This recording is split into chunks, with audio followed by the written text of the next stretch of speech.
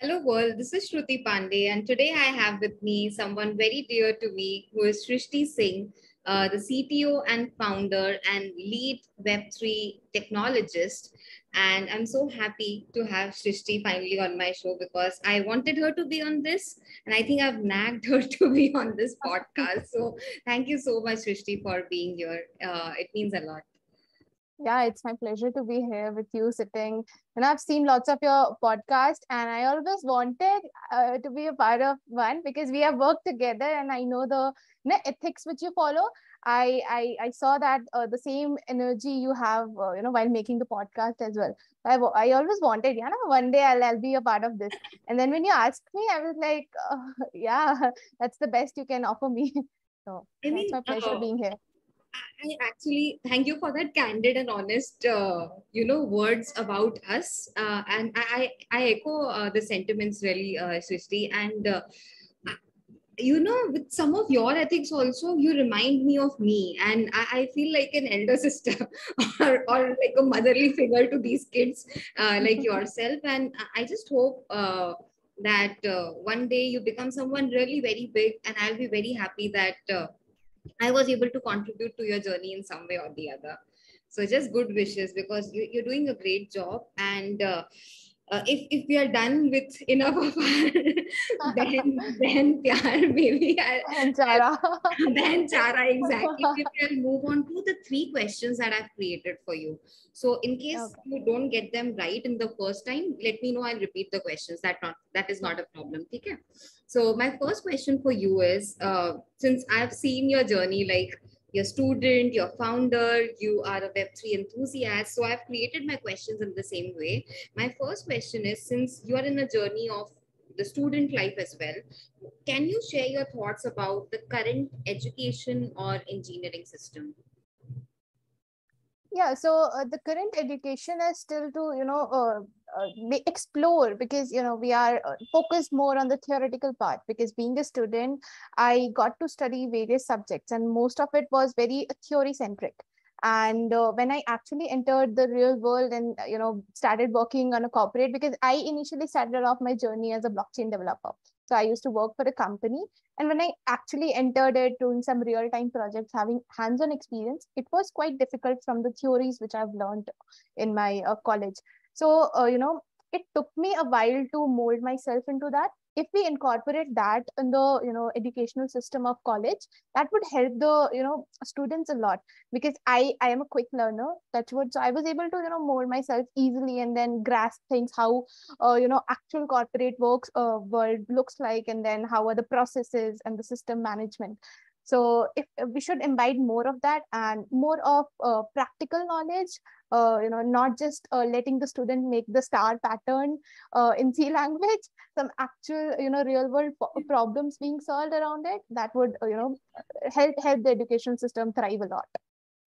Oh, you remind me of my engineering, and I feel old if I'll give the numbers and the age and everything because yeah, 2007 to 2011 was the time when I was graduating and doing my engineering, and whatever you said, it takes me back to the same time when I'm like, 10 साल में कुछ नहीं बदला, like is it still the same? Like I used to Yeah, think that still the it's star pattern. internships and there's so many stuff going on, people are creating their own startups during engineering Exactly. itself, and things might be changing, but it looks like that things have hardly changed in the education pattern. Yeah, And the iteration needs to be really quick because the technology is. We have to cope up with that. yes, We don't have any way out. and of the many kids that I've interacted last year, like they would call me and ask me questions like I am doing for you this time. All of them would have different kind of answers, but I feel you've hit the bullseye, and it's not a invalid ask, right? That we want something which is hands Correct. on so that we can cope up with everything that is thrown at us at a lightning speed, and Absolutely. that is Yeah, exactly how it happens in technology. It's developing rapidly, so that makes exactly. sense. And I want to understand, moving on to our second question, and keeping up the rapport, is how did you transition from this student phase of yours to the founder phase? Like how did that happen to you? Like how did you transition? So to be honest, it was not overnight. I was a student, but like from day one, I wanted to do something, practical instead of learning. So I was not into, making these star patterns. I was like, let's do something different. I also believe, Web3, which is the domain in which I work. So that focuses on decentralization and token-based economy. Okay, so token-based economy, again, we monetize everything we work with. So initially, I started off with trading when I got to know about blockchain. So after that, when I got to know about blockchain, I was like so curious, about the concepts, about, the first thing I wanted to build my own cryptocurrencies named Shrishti coin. Okay, so that was the initial step. And then along with the student life, studying my, subjects, and then doing I was, fortunate enough to land an internship as and when I heard the word Solidity, the programming language used for blockchain development. So I was, fortunate enough to land that internship, and then I was continuing my studies and the work parallelly. So I got, the interest and my inclination towards the work was, far more as compared to studies. So that was a realization that, theory is really not my thing. I want to build something. When we are working for a company, we have to actually build a staking platform, where the users are going to stake. It's a real time thing. Even a slightest mistake could lead to lots of loss of funds. So I was literally more inclined towards that. And then it was a time when I was working for like 2 companies and then studying, and then starting my own, the startup thing as well. So till from the morning 10 a.m. to 5 a.m. in the night, I used to work. And it's never going to be easy. It's especially for, if you want to achieve something extraordinary, if you want to grab a campus placement and then have a package settled, stable job, which people call it, it's quite easy. But if you want something extraordinary, a higher package as well, so you have to work harder. So I was managing it. And then when I got to interact with people, I got to know how real market works, how we see how the funding happens, and bits of market and the real time experiences that has molded me into a founder. I was not a founder initially. I've learned from my experiences. And I would say I'm a good salesperson. I'm good at interacting and convincing people. So that has also helped me, as a founder because, when you start up, my first startup was a service-based company. When you start up and you don't get clients for a, period of time, the initial period, you get demotivated. But I started on 20th of September. My first client was on that day, like that particular day, and I landed that project. So so that was something which I would say that God, I believe in God a lot. So he favored me, and then I got opportunities, and then God favored me. I got opportunity. I worked hard for it. So the transition from a student to founder like took lots of things, but I was able to do that after a period of time. And then my college also understood. They have provided me NOC that I don't need to attend classes regularly. So now I just have to appear for final exams. And then I left my job, then full time, full-fledged into startup. And then because I was able to monetize it. At the end of the day, money is a motivation when you are initially starting, because you want to be independent. Correct. So I got that motivation, and the more I got the motivation, I was trying to push more. So that is how the journey went through. This is amazing. And I sometimes feel if I knew any of this when my generation was being told कि भैया engineering करो, job करो, यही होता है, like that was the norm, right? And Correct. in fact, if you're a good Yeah. student, either you become an engineer or a doctor. Like I think still it's the norm. And It's still, because when I was doing the job, I used to tell my parents that I need to start up, and it was my birthday. And he was my father was telling some relatives that yeah, she's doing the job. And then I told, no, I want to start up. This is not the thing which I want to continue. He was like, no, job is stable. You should continue doing a job parallelly with a startup. Startup is not something you should get. He is a businessman himself, but he was saying this to me. So yeah. So but yeah, then I took a leap of faith while I resigned from the job. because I, at that, I'm very young, so I have the risk appetite as well, right? I can take risk, so that is a benefit for me. After you reach a certain age, the risk appetite, decreases, because you have a family to look after. You have, expectations gradually increase. I'm a third year student, so my parents won't be expecting me to, earn a particular amount, or whatever. They expect me to study hard, land a job, and that's it. So I took a leap of faith, and that risk appetite helped me a lot. So if I Yeah. understand this right, it's basically about learning something which is real time, putting in a lot of hard work and effort, because nothing comes Exactly. free. Like if you don't Mhm. like the fact that everything is theory and I want to do something on my own, and I love the term that you used, quick learner, which I resonate a lot. And like I also appreciate the fact that you said it out loud that you're a good salesperson. I don't see many of the people say that Because on stage. Tashish, you're right, he appreciates that quality of mine, and I didn't know that, actually I didn't know that, but he appreciated me, and then I just sat back and realized, yeah, I am. Yes, So yeah. in fact, we all are. The moment you are trying to get a job in an interview, you're Exactly. a salesperson. The Exactly, moment you're everything. trying to pitch an idea in your third or fourth year of project, like convincing your professors at college that this is the Exactly. project I want to do, that is sales. Everything is sales. I don't understand why people think it like too much. Like if you're arranging a college fest and you want sponsorship for it, even that is sales. Everything Exactly, is sales is everywhere. You cannot everything. hide from that, never. Yeah. Wow, I think I can keep on, picking up nuts and bolts from this answer, and it would be a longer conversation. But I genuinely want to understand one more thing from you, which is my final question for you. And it's very important for me to understand from you, because I've seen you writing also a lot about Web3, right? And you're like you said, you wanted to have a Shrishti coin created for yourself and name it. I want to understand, what do you think about Web3 and its future? Because everything new which comes, you understand, right? There is always a havoc. There's always like, okay, will it go? Will it stay? Will it Exactly. come? So, what do you think about Web3 and its future? So, so Web3 particularly, as we know, Web3 is the new iteration of World Wide Web. And, why I favor Web3 a lot is Web1 was read only. You were only allowed to read information from the internet. Web2 is read and write. You were allowed to read and write, but still there was a central authority, executing all the transactions and stuff. Web3, when it comes to Web3, it's read, write plus execute. You have the authority. Everything is decentralized, everything is transparent. Why won't someone use that? Why, when we have a lot of sound use cases attached with it, everything is, transparency is the most important thing. Not having a central authority, everything being decentralized.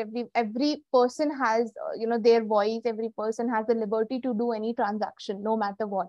Correct. So if we have such sound use cases, it's not just a fad that, yeah, it's not a rug pull that people are making money and then leaving. It has some real world use cases that could solve the problem of the existing world. Correct. So I've worked on various projects who who have seen the pain points of the market, and they are targeting that.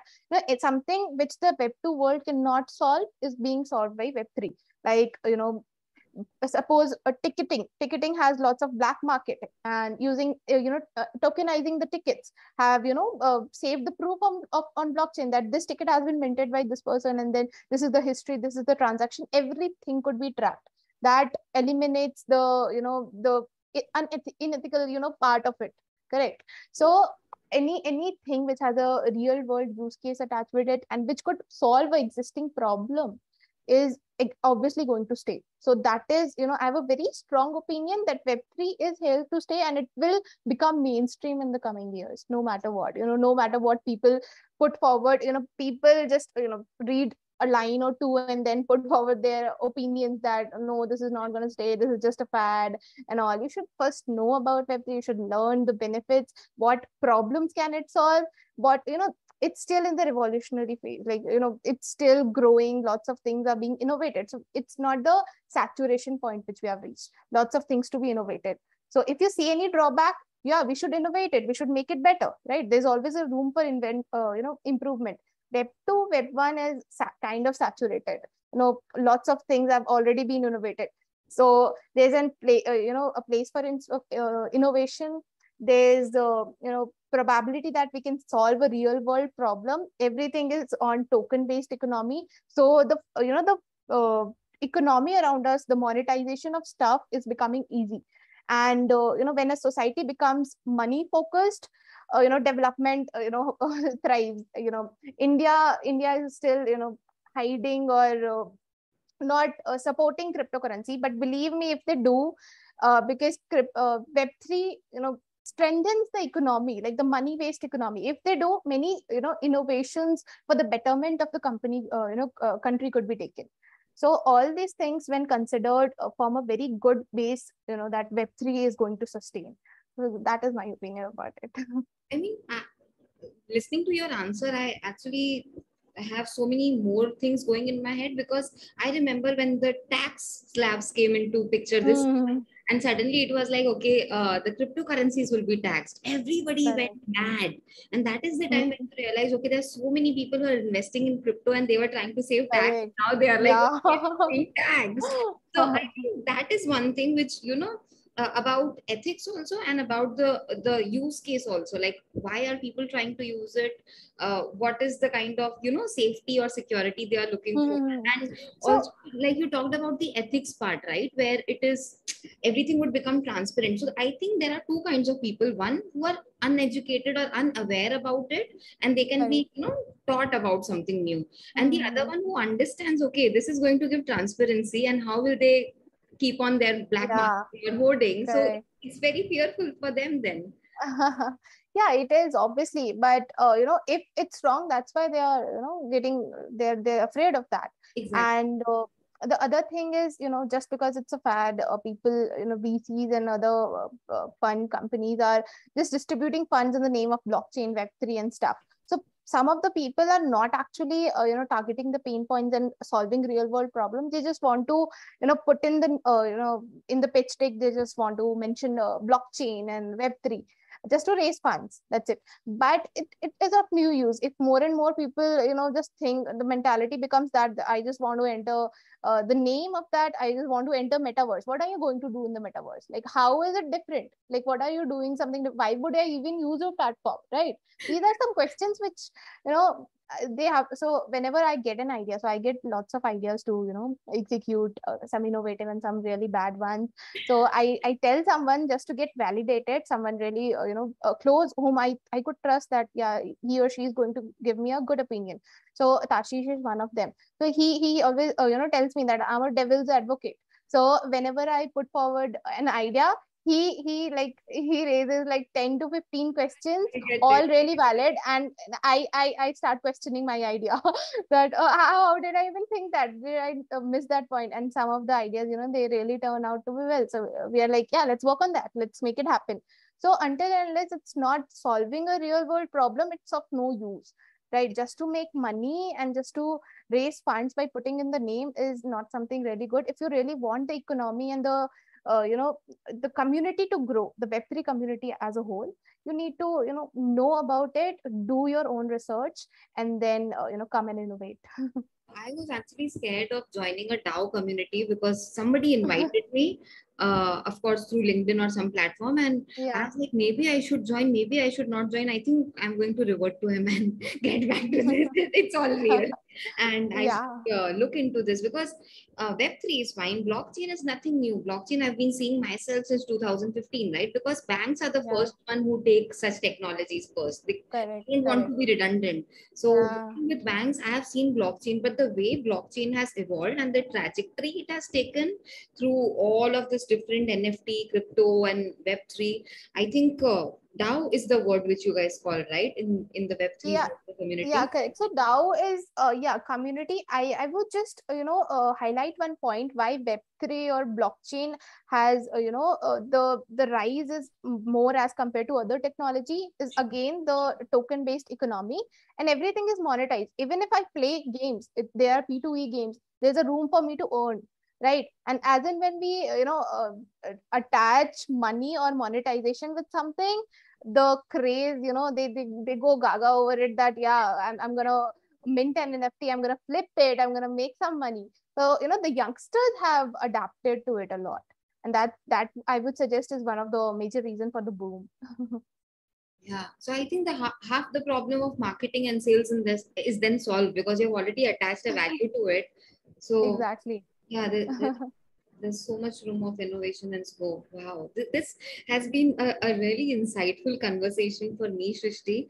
And thank you for such great ideas, such great wisdoms, and such great topic. Like, seriously, I'm so glad that we finally did this.